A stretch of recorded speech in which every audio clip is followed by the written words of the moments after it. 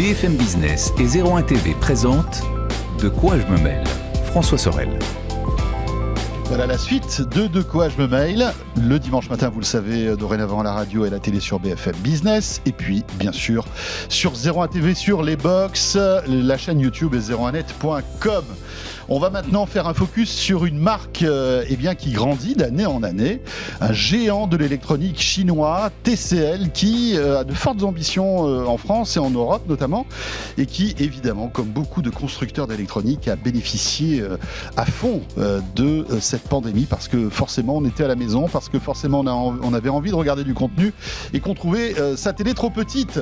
Pour en parler, je reçois avec beaucoup de plaisir Frédéric Langin. Bonjour Frédéric. Bonjour François, comment allez-vous ? Très bien, ravi de vous retrouver Frédéric. Vous êtes le vice-président de TCL Électronique Europe. Alors TCL est un constructeur d'électronique chinois qui a une stratégie en tous les cas pour l'Occident assez intéressante, parce qu'au début vous étiez là pour racheter des marques que nous, Européens, on connaissait. On se souvient par exemple de Thomson, mais aussi d'Alcatel.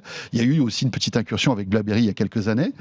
Et donc vous étiez un petit peu vous achetiez ces marques-là et puis vous en faisiez, vous mettiez votre technologie en fait au service de ces marques-là. C'était ça, notamment Thomson. Et c'est toujours le cas pour Thomson ou pas ? Oui, c'est toujours le cas, et pour Thomson et pour Alcatel, que vous avez mentionné. En fait, c'était un moyen de rentrer plus facilement sur les marchés avec des marques plus connues que la marque TCL hors Chine, dans les marchés overseas, comme nous appelons ça.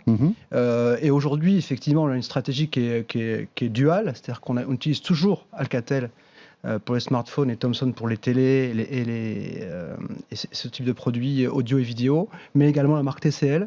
Donc on a une stratégie duale en termes de marque. Voilà, et ça veut dire que vous continuez parallèlement Alcatel et Thomson. Absolument. Même si vous voulez booster maintenant votre marque, exister avec votre propre identité. Absolument. En quelque sorte. Chaque marque a son espace. Oui, bien sûr. Et chaque marque se développe séparément, et notre vocation, c'est de pouvoir gagner des parts de marché sur les deux marques.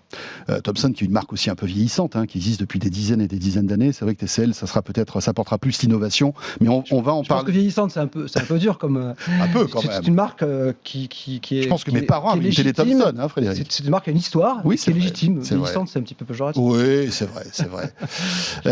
Alors, on va découvrir cette marque TCL, donc, qui a été créée au tout début des années 80 en Chine. Donc, aujourd'hui, TCL, ça représente quoi en termes de part de marché dans le domaine de l'électronique ? En fait, avant de répondre à cette question, on a 40 ans cette année. Donc, 40 ans, voilà. Plus 1980. C'est plus que la raison. C'est années 80, vous avez raison, c'est 81. Et effectivement, c'est une entreprise qui s'est développée au cours des années, et aujourd'hui qui pèse sur la partie TCL Electronics 6,5 milliards de dollars de chiffre d'affaires, avec une croissance très importante l'année dernière en 2020. On parle de 40% de croissance de chiffre d'affaires. Et puis, on parle d'une croissance plus importante en Europe. On est à plus 66% en Europe. Alors, TCL, c'est, vous l'avez dit au début, et merci de l'avoir précisé, c'est un des leaders, d'un des géants mondiaux de l'électronique grand public et des produits électrodomestiques et des smartphones. Ça, c'est clair. C'est aussi un grand fabricant, un grand industriel. Nous avons 22 usines, 23 centres de R&D.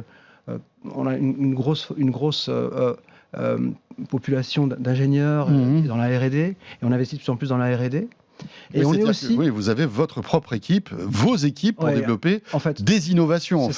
On en parlera tout à l'heure avec notamment un smartphone que vous avez présenté qui est un prototype, on y reviendra. On parle d'intégration verticale en général pour exprimer cela. En fait, et l'une des spécificités de TCL, c'est sa connaissance et son leadership dans l'innovation des écrans, des solutions d'affichage. Et effectivement, quand on parle de solutions d'affichage, ça vaut pour les télévisions, mais au-delà, ça vaut pour les smartphones, par exemple. Donc, c'est une spécificité. On est numéro 2 mondial des DAL LCD, par exemple. Même numéro 1 sur les 55 pouces, pour donner plus d'informations. C'est-à-dire qu'aujourd'hui, c'est vous qui fabriquez le plus de dalles 55 pouces, à la fois pour vous, mais aussi pour des marques autres que TCL ou Thomson, en fait. Bien sûr, absolument. Alors, en termes de télévision, c'est vrai qu'on est plus connu pour la télévision, notamment en Europe. On a vendu globalement 24 millions de télévisions dans le monde entier en 2020. Ce qui est une croissance à peu près sur la télévision, le périmètre global, mondial, de 15 ou 16%. Et on a également, bien évidemment, une position qui est différente en termes de fabricants. C'est-à-dire qu'on est numéro 3 en termes de marque, avec ses 24 millions, mais on est numéro 2 quand on prend en compte tout ce qu'on fabrique pour tout le monde en termes de télévision. En gros, on parle de plus de 30 millions, ça veut dire que... Vous êtes numéro 2 en marque blanche, en fait, finalement. Ça, ouais. Si on considère aussi que vous êtes un fournisseur de dalles, et troisième, simplement avec votre marque TCL. Absolument. Fournisseur de dalles et aussi fabricant de télévision pour d'autres. Et vous travaillez, en fait, pour d'autres, c'est quoi? Ça va être des marques prestigieuses? Je ne peux pas trop en parler, mais oui, on fabrique pour d'autres marques... mais plus ou moins prestigieuses. Plus ou moins prestigieuses, en fait. Oui, en fait, ce qui fait que, globalement, je calcule la dernière fois, ça fait qu'en gros, on fabrique ou on vend une télé par seconde. D'accord, dans le monde. Voilà. Bah oui, puisque on a plus de 30 millions de télés. Voilà. Incroyable. Alors, bon, évidemment... Quand vous disiez géant, c'est vraiment le terme. Oui, c'est vraiment le terme. Est-ce que... alors, on vous connaît dans la télé, un peu moins dans le smartphone, parce que c'est vrai que vous... Alors, Alcatel en France, mais encore une fois, c'est une marque qui fait pas partie du top des leaders en termes de smartphone. Hein. Vous essayez aussi d'arriver en France avec la marque TCL dans le domaine du smartphone. Donc, vous êtes dans le smartphone, vous êtes dans la télé. Qu'est-ce que vous faites d'autre comme produit? Vous êtes partout, en fait, vous, en Chine, TCL... On est fabricant de produits électrodomestiques également, donc on fait des produits de type réfrigérateur, de type machine à laver. D'accord. On est en train de lancer un département IoT, donc de produits connectés, des produits de purification d'air, des robots connectés pour des robots aspirateurs connectés. Est-ce qu'on peut dire que par exemple Hisense c'est un peu un de vos cousins dans le sens où alors vous avez aucun, je sais pas, hein, peut-être que vous avez des points communs, mais en tous les cas vous vous ressemblez beaucoup, j'ai l'impression. Vous fabriquez beaucoup de choses vous-même, vous avez aussi de la recherche et développement. Vous voulez arriver en Europe. Enfin, il y a quelques grosses boîtes comme ça. Chinoises qui sont à peu près dans le même domaine? On se ressemble parce qu'on est deux entreprises chinoises, comme vous l'avez dit à l'origine. Après, je pense qu'on est plus un industriel que vous citez, puisqu'on est complètement intégré, on fabrique nos propres dalles, donc on est un vrai leader technologique. Après, je n'ai pas envie de commenter pour les autres, mais on est un vrai leader technologique reconnu. Quand on s'était rencontrés la dernière fois, on avait parlé de mini LED, mini LED, pardon, en français, puisqu'on était le pionnier du mini LED. On était le premier à travailler le mini LED sur les télévisions. En 2018, on a montré un premier produit fini en 2019. Et là, on est déjà la génération... Et puis vous poussez le QLED notamment, que Samsung aussi est là pour promouvoir. Enfin voilà, vous avez des technologies... Alors, QLED, c'est une alliance. Oui, c'est ça. Avec plusieurs entreprises, dont Samsung et Hisense et TCL. Et effectivement, nous, ce qu'on souhaite, c'est un petit peu le Graal, c'est d'offrir aux consommateurs la meilleure qualité d'image possible. Et on considère qu'aujourd'hui, avec l'explosion des couleurs de Quantum Dot et le mini LED, qui est en fait la lumière, la rétro projection de lumière, on a la meilleure solution et en termes de couleurs et en termes de luminosité. D'accord, c'est le futur de la télévision, de la technologie d'affichage, ça, le mini LED?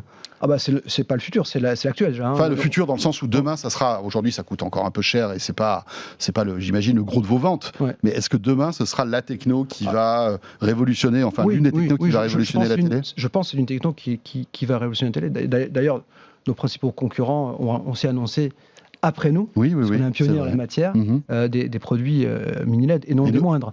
Et notamment Samsung, qui s'est positionné sur ce marché. Après, il y a le micro LED aussi chez Samsung, qui est une autre technologie avec ces écrans que l'on peut moduler, agrandir, etc., en collant, en les agrandissant avec des dalles. Là, il y a encore plus de LED.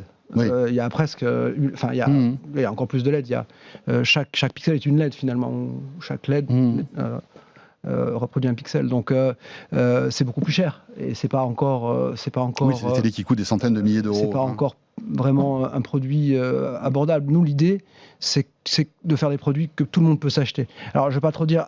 Le mot abordable, c'est toujours un petit peu péjoratif mais en gros, l'idée, c'est on fait des produits sans compromis en termes de technologie à des prix que tout le monde peut se payer. Et puis, on essaie aussi de faire des produits interconnectés. C'est important pour nous d'avoir des produits connectés et qui fonctionnent ensemble. C'est aussi ce qu'on a annoncé lors de notre conférence de presse la semaine dernière, à travers une application qui s'appelle TCL Home. Alors, on va parler aussi de votre arrivée sur l'électroménager connecté, ça c'est assez intéressant dans un instant, mais un mot, revenons sur cette période incroyable qu'on a vécue l'année dernière, donc la pandémie, évidemment le confinement, etc., la pagaille mondiale et toutes les conséquences que ça a eu, bien sûr, on le sait, et on n'est pas encore sorti de tout cela. Hein. Ça a été une année pour vous exceptionnelle, 2020. On est d'accord en termes de vente. Et ça a remis un petit peu la télévision au centre de la famille. Hein. On avait l'impression que la télé était un peu le produit qui devenait un peu has-been. Et ben finalement, la télé a retrouvé ses lettres de noblesse, non, en 2020 ?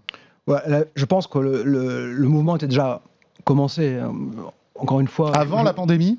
Je pense que la télévision, de par sa capacité, le téléviseur, de par sa capacité à toujours avoir des innovations, à toujours être capable de se réinventer, a vraiment prouvé que c'était vraiment le centre du foyer en termes de connaissances et en termes de pilotage de l'ensemble du centre multimédia, on peut dire. Après, effectivement, l'accélération de la digitalisation a fait que ça s'est encore renforcé avec la pandémie. Donc bien évidemment, on ne peut pas se plaindre, nous, être fournisseurs de solutions, de produits à la maison et puis de smartphones, des marchés, puisque c'est ce qu'on dit, les marchés ont effectivement été en forte croissance, notamment en Europe. Cette pandémie a été une aubaine pour certaines industries, et vous en faites partie. Il a fallu qu'on s'adapte, bien sûr, dans le bon sens. Frédéric, on parle beaucoup de pénurie de composants électroniques. Vous êtes au cœur du réacteur, vous, hein, parce que vous fabriquez des millions de télés par an, etc. Ouais. C'est tendu en ce moment ? C'est tendu, puisque le mouvement digital a fait qu'il y a eu beaucoup plus de demandes à un moment donné. Donc l'offre a du mal à suivre, je dirais, la disponibilité de composants. Donc oui, c'est tendu, mais comme on est l'un des plus gros fabricants, et comme on a quand même une intégration verticale, je pense qu'on souffre moins que nos concurrents. Donc, vous arrivez à encaisser le choc. Oui, on arrive. Donc malgré tout, aujourd'hui, vous pouvez, il n'y a pas de rupture de stock de produits. Non. Tout est disponible. Tout est disponible. En fait, oui, tout est disponible. Mais en fait, c'est vrai qu'on aurait pu encore en vendre plus si on avait plus de produits. Ah oui, d'accord. Donc en fait, ça veut dire que si vous aviez plus de télévision disponible, vous en vendriez plus ? Oui, je pense, oui. D'accord. Ah, quand même. Donc il y a une certaine tension, malgré tout. Oui, il y a une tension. Mais je veux dire, il y a une tension qui est naturelle lorsque l'offre et la demande sont décalées.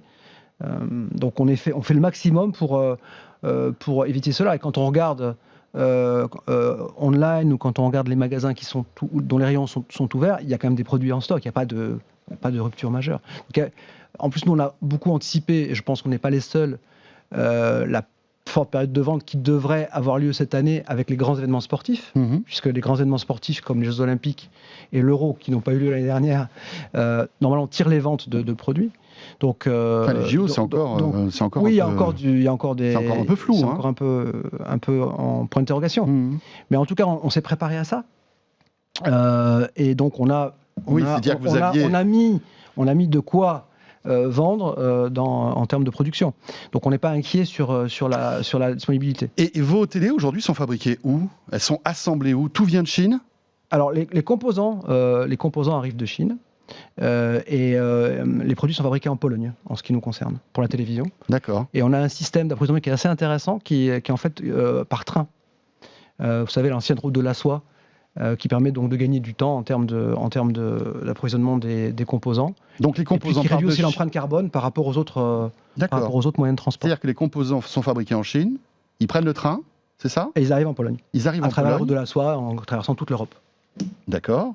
Et donc après les télés sont assemblées en Pologne, voilà. Et après elles sont distribuées. Après elles sont transportées dans tous les pays où on vend nos produits, c'est-à-dire une trentaine de pays en Europe. D'accord. Et aux US, qu'est-ce que ça donne, TCL ? Vous êtes puissant là-bas ? TCL est numéro 2 aux États-Unis. Ah oui. Donc oui, très puissant. Et le marché a aussi été extraordinairement en croissance l'année dernière aux États-Unis, comme vous le savez sans doute. Mais comme partout, j'imagine. Comme partout. Donc on a un petit retard, François, on a un petit retard, nous, par rapport aux États-Unis où ils sont numéro 2. En Europe, on n'est pas numéro 2. Aux États-Unis, quoi. On a comme ambition, nous, d'être numéro 3 dans les 2 ans qui viennent. Donc numéro 3 de la télé ? En Europe. En Europe. Ouais. Aujourd'hui, vous êtes combien ? On est 5e. D'accord. Avec donc des innovations, on l'a vu. Juste un mot sur ce produit assez étonnant que vous avez présenté il y a quelques jours. Il y a une vidéo qui a circulé sur le web, ce smartphone. Alors on connaissait les smartphones pliants, on connaissait les smartphones qui se déroulent, et là vous avez présenté un prototype. Enfin, j'imagine, c'est un prototype pour l'instant. C'est pas. Est-ce que c'est prévu ? On verra bien. Qui à la fois se déplie et se déroule, c'est ça ? Oui, en fait, c'est alors. Déjà, François, vous savez que je ne suis pas le spécialiste du smartphone, donc, mais c'était tout le monde, je peux quand même vous dire. C'est ça, oui, un Donc, en gros, c'est un concept qui s'appelle roll and fold, comme vous l'avez dit. Donc, c'est à la fois pliable et enroulable. Donc, ouais, je pense que vous voyez à l'écran. C'est vraiment pour montrer ce dont on est capable en termes de technologie d'affichage. C'est un concept et c'est pas destiné à être commercialisé rapidement. En revanche, toutes les solutions de téléphone pliables ou flexibles, comme on dit, sont en train d'arriver. Certaines sont déjà arrivées, et les nôtres, chez TCL, vont certainement arriver cette année sur le marché. Pas celle-là, mais des solutions... parce que je me souviens, au Mobile World Congress, il y a plusieurs années, on avait vu des prototypes. Des concepts, voilà. On en a vu beaucoup. Oui. Mais vous n'êtes pas les premiers, visiblement. Enfin, il y a beaucoup d'autres... Alors, sur le roll and fold, je pense qu'il n'y a pas encore de mais en tout cas, de pliants, quand on voit les téléphones pliants, bon, voilà, Samsung, enfin, il y a plein de... Il y a Oppo aussi qui est sur le marché, enfin, il y en a plein d'autres, hein. Il y a Huawei, etc. Ouais. Vous n'avez rien sorti pour l'instant ? Non. En théorie, ça sur la partie pliable, non. Ça va arriver cette année. Ça va arriver. Selon mes informations. Après, nous, encore une fois, ce que l'on souhaite faire en smartphone, comme en télé, comme dans tous les produits que l'on fabrique, c'est apporter des solutions différentes à un prix qui soit contenu. Parce qu'aujourd'hui, c'est 2 000 € un smartphone pliant. On ne sortira pas un produit si on ne pense pas qu'il a une valeur sur le marché en termes technologiques et en termes de positionnement prix également. Donc ça va arriver, et ça va arriver quand ça sera prêt, à un prix qui sera hyper attractif. Et c'est vous qui faites tout là ? Là, c'est votre technologie. C'est aussi technologie d'écran. Voilà, que ce soit pliable ou enroulable, c'est vous qui le faites. Hein. Je vous dis qu'on était numéro 2 en dalle LCD, mais on est aussi un grand fabricant pour écran de téléphone portable, bien évidemment. En OLED. Oui, en l'occurrence, oui, c'est de l'AMOLED. Ouais. Est-ce que on peut imaginer et transposer tout ce concept d'écran enroulable et pliable sur des grandes télés, Frédéric ? Est-ce que demain tout ça peut arriver je sais pas moi, dans le salon, avec une télé qui pourrait se dérouler quand on en a besoin. Il y a eu des concepts. Oui, il y a LG qui a sorti une télé qui se déroule verticalement. Dans un autre. Oui, tout est possible. Après, la question, c'est est-ce qu'on peut le fabriquer en grande série et le vendre à un prix que les gens soient capables d'acheter ? Mais est-ce que c'est des pistes que vous imaginez, en fait, pour le futur ? Absolument, oui. D'accord. Tout est imaginable. En fait, je pense qu'on est, comme je vous l'ai dit, un spécialiste des écrans et des solutions d'affichage. On essaie de voir ce qui va être la technologie de demain et comment on pourra la commercialiser. C'est vrai qu'encore une fois, tout le monde considère aujourd'hui que les écrans flexibles, c'est vraiment ce qui va révolutionner le smartphone. Ça existe déjà, mais dans des prix qui sont encore des niches. Oui, bien sûr, à 2 000 €. C'est intéressant quand tout le monde pourra se l'approprier. Si je fais un parallèle avec la télévision aujourd'hui, la télévision est déjà extrêmement démocratique. Notamment nos solutions, nos produits mini LED et QLED, c'est pricé entre... le prix est entre 600 et 1 700 €, 1 800 €. Enfin, c'est pas un produit, on va dire, qu'on peut acheter tous les jours, mais c'est quand même abordable pour une telle technologie. Oui, c'est-à-dire que... On a un bon produit QLED aujourd'hui à 700 €, 700-800 €. Alors c'est quand même très abordable. Et donc, un mot pour revenir sur le mini LED, ça c'est le top du top de la télé aujourd'hui, on est d'accord ? Oui. C'est donc du haut de gamme chez vous. Ça existe dans toutes les tailles ? Le mini LED ? On est entre 40... le mini LED, non, on est en 65 et 75. 65-75. Ouais, et en QLED, on est entre 43 et 75. Donc mini LED, rappelons-le, on se retrouve avec comme justement des LED encore plus petites, c'est ça ? C'est ça. Et qui permettent d'avoir des taux de contraste encore plus impressionnants, des noirs, des vrais noirs. Et plusieurs zones de contrôle pour pouvoir régler, piloter. On n'est pas encore au niveau de l'OLED, mais on s'y rapproche. c'est ça ? Ce sont deux technologies différentes. Donc on dit communément que les deux technologies ont leurs avantages et leurs inconvénients. Vous, c'est plus de luminosité, c'est ça ? Voilà, c'est ça par rapport à l'OLED. Et aussi des couleurs plus explosives. Le spectre de reproduction du LED est supérieur à l'OLED. Donc l'explosion des couleurs et la luminosité. Juste une question sur la connectivité des télés, ça c'est très important. Aujourd'hui, quand on achète une télé, on achète une qualité d'image, mais aussi le panel de services qu'on peut avoir derrière. Vous avez fait le pari d'Android TV sur toutes vos télés, c'est ça ? Quasiment toutes nos télévisions, oui. Quasiment toutes nos télévisions smart. On a aussi des produits... Quand vous dites quasiment, ça veut dire quoi ? On a aussi des produits Linux. D'accord. Mais c'est vrai qu'on est vraiment... Mais qui sont quoi ? Là, c'est vraiment l'entrée de gamme à ce moment-là, ces produits Linux ? c'est l'entrée de gamme. Oui, ce sont des solutions smart, Linux, qui délivrent moins de services effectivement que les solutions smart Android. Donc on est avec Google depuis très longtemps dans les télévisions. Je pense qu'on est l'un des partenaires principaux de Google dans les... En fait, c'est plus Android TV, maintenant c'est Google TV, je crois. Ils ont changé de nom. Pas encore. Ils ont annoncé qu'ils allaient changer de nom pour la prochaine version, je crois, après l'été. Et donc l'idée, c'est de, comme les smartphones, en fait, finalement, avoir de nouvelles versions régulièrement d'OS qui se mettent à jour. Hein. Ça demande de plus en plus... beaucoup plus d'apps, beaucoup plus de contenu.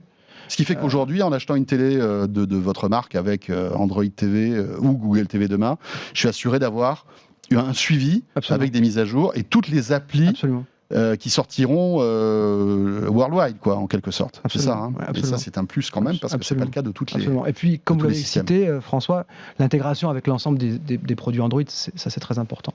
C'est clair. De pouvoir utiliser... Mais ça nécessite de plus en plus de puissance, non, dans les télévisions aujourd'hui, d'avoir des processeurs de plus en plus puissants, de la mémoire de plus en plus puissante, parce qu'on le sait, voilà, finalement, c'est comme un smartphone avec un grand écran. Hein. Il faut de la puissance aujourd'hui, non, sur ces télés ? De toute façon, l'ensemble des composants doit suivre ce qu'elle doit rendre en termes de technologie et en termes de contenu. Donc oui, effectivement. Mais ça n'augmente pas les prix des produits. Et ça n'augmente pas la consommation des produits. Tiens, puisqu'on parle du prix des produits justement, avec ce flux tendu de pièces détachées, alors même si vous dites que vous n'en subissiez pas les effets, est-ce que le prix des télés augmente actuellement ? Ou est-ce qu'il reste stable ? Alors, le prix des télés augmente parce que le mix produit se déplace. C'est-à-dire que aujourd'hui, les consommateurs achètent des produits plus technologiques. Le 4K augmente. Si on regarde aujourd'hui on va dire en Europe. En Europe, 80% des télés sont smart, 2/3 des télés sont du 4K et 1/3 au-delà de 55 pouces, pour dire un petit peu le marché. Avec la taille des écrans qui augmente naturellement. Donc à la fois la définition, la qualité de l'image, et à la fois la taille, font que le prix moyen augmente. Mais à taille équivalente, le prix n'augmente pas. D'accord. Malgré la pénurie de composants, on aurait pu imaginer que justement il y ait une augmentation des prix. Ça pourrait arriver, mais il y a toujours une espèce de compensation entre les produits qui sont encore sur le marché avec des anciens coûts, les produits qui vont arriver, les promotions, etc. Donc globalement, ce qu'on constate, c'est qu'il y a une augmentation du prix moyen dans tous les marchés en Europe, parce que les consommateurs achètent des produits qui sont plus chers, simplement. Qui sont meilleurs et qui sont plus chers, puisqu'ils ont passé beaucoup plus de temps devant la télé avec le confinement. Et donc, ils ont regardé la télévision, ils ont regardé des solutions de vidéo on demand, ils ont joué, ils ont vraiment utilisé leurs écrans un maximum, et donc ça s'est renouvelé avec des produits plus et comme on reste plus souvent devant sa télé, on décide peut-être d'investir quelques centaines d'euros supplémentaires pour avoir quelque chose de mieux. Et puis les contenus sont améliorés aussi. Les contenus en 4K, en Dolby Vision, etc. Donc il faut aussi être capable de reproduire ça. Frédéric Langin, un mot sur votre incursion dans l'électroménager. Ça, je crois que c'est assez nouveau. Et alors, l'électroménager, on ne va pas en faire des heures parce que on n'est pas une émission spécialisée là-dedans. Mais ce qui est intéressant, c'est la connectivité qui arrive. Et moi, je me pose toujours la question, est-ce que ça sert vraiment à quelque chose de connecter l'électroménager, une machine à laver, un four, un frigo ? On voit que ça existe depuis des années. On voit que les constructeurs qui sont au CES à Las Vegas et qui nous vantent les mérites de tel ou tel appareil électroménager connecté, ça va révolutionner notre vie. Je suis pas sûr. Hein. En fait, l'idée, c'est d'avoir des solutions simples que tout le monde puisse utiliser. Donc des technologies innovantes, des solutions simples et connectées. Donc l'idée, c'est effectivement, de par le smartphone, de par l'app qu'on aura dans les TCL Home sur le smartphone, de piloter l'ensemble des produits TCL, que ce soit de l'air conditionné, que ce soit le robot qui va faire le ménage sur un tapis, que ce soit les produits de purification d'air. Je pense qu'il y a des populations, il y a des consommateurs que ça intéresse de gérer ça à distance. Même une machine à laver.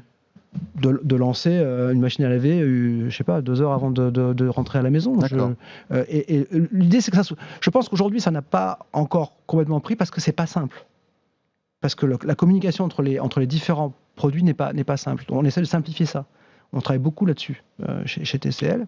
Et donc l'idée, dans les produits que nous avons lancés en termes d'électrodomestiques, donc les réfrigérateurs, les machines à laver, pas tous les produits, mais les produits, on va dire plutôt haut de gamme, ils sont tous interconnectés.